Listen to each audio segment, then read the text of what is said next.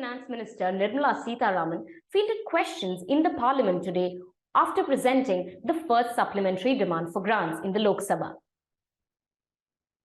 This additional demand includes 75 demands and 6 appropriations with a total cash outgo of Rs 3.26 lakh crore. The gross additional expenditure is pegged at 4.35 lakh crore. Here are the top 5 takeaways from her response in the Parliament. Number 1. Fertilizer subsidy continues to be a cause for concern. The highest demand this time was for fertilizers at Rs 1.09 lakh crore, and this was made on account of imported and indigenous P&K and urea fertilizers.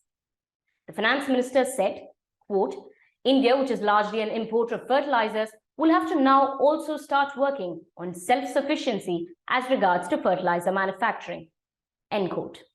Other subsidy items in the first additional demand for grants were demand for food and public distribution at 80,348,000 crore, which is expected to go towards PMJKY and decentralized procurement of food grains under the NFSA Act.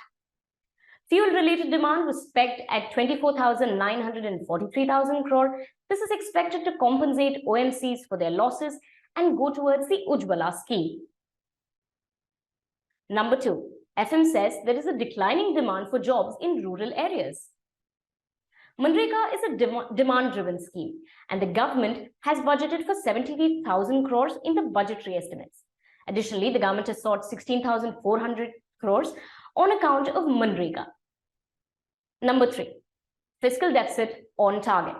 The government is confident of meeting its fiscal deficit target this year. The fiscal deficit is estimated at 6.4% of the GDP in the current year's budget estimates. The fiscal glide path targets to reach 4.5% of the GDP by FY26. Number 4.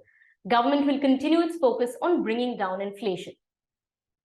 As of Tuesday, CPI inflation slumped to a 11-month low of 5.88% in November.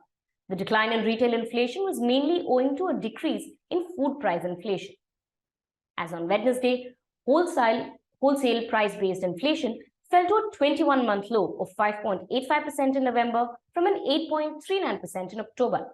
The ministry noted that its measures to soften the prices of cereals, pulses, and edible oils will be felt more significantly in the coming months. Number 5. A big revival ongoing for BSNL.